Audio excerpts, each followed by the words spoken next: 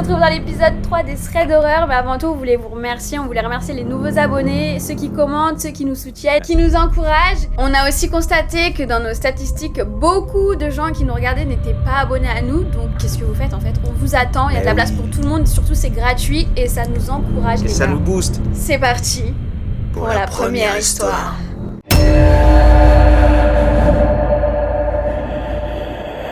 Pour la première histoire, le thème, ce sera la paralysie du sommeil. On a choisi ce thème parce qu'en fait, Inès et moi, il nous arrivait des petits trucs qu'on racontera à la fin de la vidéo. Pour cette histoire, Julien, donc, qui venait de se mettre dans son lit, c'est le moment où il réfléchit le plus. Donc, il pense à sa copine, il pense à ses grands-parents qui sont décédés depuis 2 ans, il pense à ses amis, il pense à l'école, et puis il pense un peu à tout ça. Il éteint la lumière de sa chambre, prend son téléphone, il va sur les réseaux sociaux, il se balade un petit peu. Il attend que la fatigue l'emporte et au bout d'1 heure, il commence à ressentir la fatigue et il commence à s'endormir. Il éteint son téléphone et il commence à rêver. Son rêve se passe à l'époque où il vivait encore chez ses parents. Il nous situe un peu la pièce, c'est-à-dire qu'il était dans un salon carré qui donnait sur 2 murs ouverts. Il y a une partie qui donne sur la salle à manger et l'autre partie qui donne sur le couloir de l'entrée. Dans ce couloir, il y a une salle de bain et il y a 2 canapés dans le salon. Le canapé où il est assis, donc ça lui permet de voir en face l'entrée, à gauche la salle à manger et en fait derrière lui, il y a une fenêtre qui donne sur une cour. Et à sa droite, il y a le mur où il y a la télé. Il jouait tranquillement aux jeux vidéo, c'est une journée ensoleillée et il y a sa copine qui est assise à l'extrémité du canapé. Donc ils ont une discussion insignifiante pendant qu'ils jouent et entre-temps, il s'aperçoit que la porte de la salle de bain est ouverte. Il arrête de regarder la télévision et il regarde droit devant lui. Du coin de l'œil, il réalise que sa copine a disparu de la pièce et qu'il a la main complètement collée à la manette. À ce moment-là, il voit son grand-père décédé qui sort de la salle de bain. Il marche d'un rythme brisé, saccadé, pas très naturel. La tête du grand-père ne semble pas trop contrôler le reste de son corps. Le grand-père fixe devant lui, il marche vers le mur et soudainement, il se retourne vers Julien, mais sans croiser son regard. Il aimerait bouger ou dire quelque chose, mais il est complètement choqué par l'apparition de son grand-père. Donc il marche jusqu'au canapé et il met ses genoux sur les coussins. Vous savez, un peu comme quand les enfants, ils regardent par la fenêtre un peu comme ça. Et le grand-père, c'est ce qu'il fait. Il se disait que c'était un rêve, mais le poids du grand-père sur le canapé le faisait pencher vers lui. C'est à ce moment-là qu'il s'est vraiment rendu compte qu'il ne pouvait plus bouger. À cet instant, il panique et il sent un frisson qui part du bas de son dos jusqu'à ses cheveux.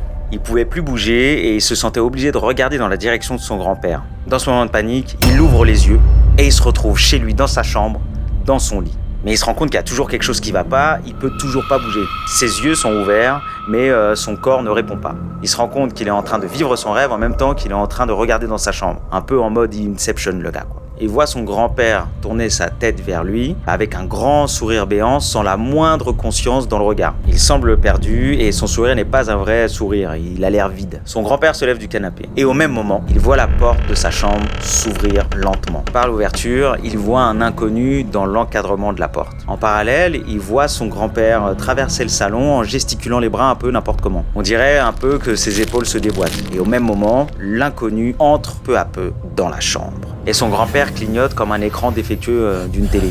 Il essaye de crier, mais les cris restent coincés dans ses poumons. On dirait qu'il ne peut plus respirer, il essaye de bouger, mais son corps semble peser 1 tonne. Il se sent incapable de déplacer une telle masse. Il ferme les yeux, mais il voit toujours l'inconnu à travers ses paupières. Il panique encore plus, il est terrorisé et il peut toujours pas bouger. Il voit son grand-père disparaître dans la salle de bain.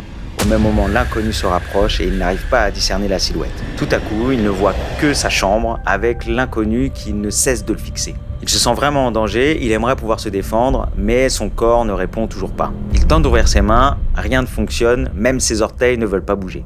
Ses jambes sont clouées au matelas et pendant un temps infini, il croit s'enfoncer dedans.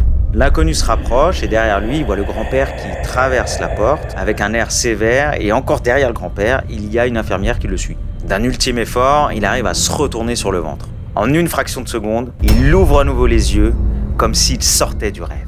Et pourtant, il est toujours dans la même situation.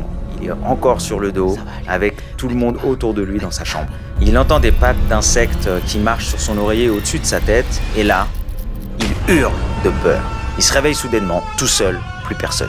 Il allume la lumière, il est en sueur, Il regarde partout autour de lui. Il n'y a personne dans son appartement, il se sent pas très bien et il a soif, donc il décide d'aller boire un coup dans la salle de bain. Il repense à son grand-père, il se lève pour aller boire et surtout, il évite de regarder dans le miroir de la salle de bain. Je pense qu'on aurait tous fait la même chose à ce moment-là en sortant d'un rêve comme celui-ci. Il refait le tour de son appartement, pas d'inconnu, il vérifie les serrures de l'appartement, tout va bien. On est encore au milieu de la nuit, il retourne dans sa chambre pour aller se coucher, mais avec une grosse boule au ventre parce que quand il nous arrive une histoire comme ça ou un cauchemar comme ça, je pense qu'on a du mal à retrouver le sommeil. Cette histoire elle faisait vraiment flipper pour moi parce qu'en fait on sait pas trop s'il était entre le cauchemar ou la paralysie du sommeil. Et si ça vous est déjà arrivé en tout cas, n'hésitez pas à commenter direction la deuxième histoire.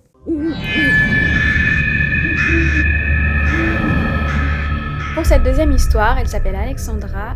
Aujourd'hui elle a 16 ans mais à l'époque elle en avait 12. Elle nous dit qu'elle faisait énormément de soirées avec ses amis parce que ses parents lui laissaient énormément de liberté. À cette époque-là, elle avait une meilleure amie qu'on appellera Mathilde. Mathilde habite dans une énorme maison de campagne avec un terrain immense sur lequel il y avait une petite forêt où elles aimaient jouer à cache-cache. Alexandra nous dit que la famille n'a pas d'animaux de compagnie et que comme Mathilde est assez peureuse et qu'elle ne s'éloigne pas plus que ça de la maison, les parents n'ont pas pris la peine de clôturer le terrain. Un jour, alors qu'elles sont en pleine soirée pyjama, au lieu de se mettre devant un petit film à l'eau de rose, elles décident d'aller jouer à cache-cache dans la forêt.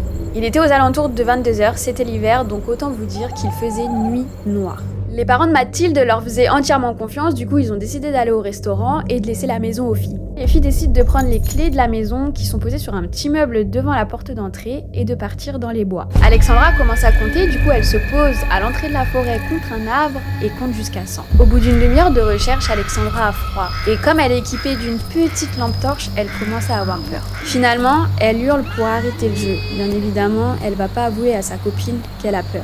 Mathilde ne répond pas. Du coup, Alexandra décide de continuer à chercher. Elle a qu'une envie, c'est d'être enroulée sous la couette, au chaud, à la maison, fermée à double tour. Mais elle peut pas abandonner son amie dans la forêt. Ça fait déjà plus d'une heure qu'Alexandra cherche sa copine. Mais elle n'entend rien, elle ne voit rien, même pas un craquement de branche, rien. Juste le bruit du froid qui passe à travers les feuilles. Elle voulait absolument rentrer, alors elle continue à chercher en hurlant le nom de sa copine. Là, elle a une idée. Elle court jusqu'à la maison, prend le téléphone fixe. Elle appelle un ami qui habite juste à côté et demande à avoir son papa. Au bout de quelques minutes, le père de son ami qu'on va appeler Thomas arrive chez Mathilde. Il aide Alexandra à chercher Mathilde, mais au bout d'une heure sans résultat, Thomas demande à Alexandra d'appeler les parents de son ami. Elle est stressée, elle est frigorifiée, mais elle obéit et elle a aussi un petit peu peur de la réaction des parents. Au bout du fil, les parents de Mathilde lui font comprendre qu'ils sont assez déçus et qu'ils seront là dans une trentaine de minutes. Pendant ces 30 minutes d'attente, elle entend des bruits de pas au grenier. C'était un grenier délabré et qui manquait de s'effondrer. Mais en aucun cas, Alexandra voulait monter pour aller voir ce que c'était. Au bout d'une heure, elle n'entend plus les cris de Thomas qui cherche Mathilde dans la forêt et les parents ne sont toujours pas là. Elle s'est sentie obligée d'aller voir ce qui se passait. Thomas avait pris sa lampe torche et elle ne pouvait pas le rejoindre dans les bois. Elle décide de rester sur la terrasse et d'allumer la lumière de la terrasse. Malheureusement, la lumière de la terrasse n'éclairait pas grand-chose sur le terrain. Elle s'approche de la forêt pour voir si Thomas et Mathilde ne reviennent pas parce qu'elle a entendu des bruits de pas, des branches craquer. Elle retourne sur la terrasse et à l'entrée du bois, elle aperçoit un homme qu'elle ne connaît pas avec un rictus bizarre.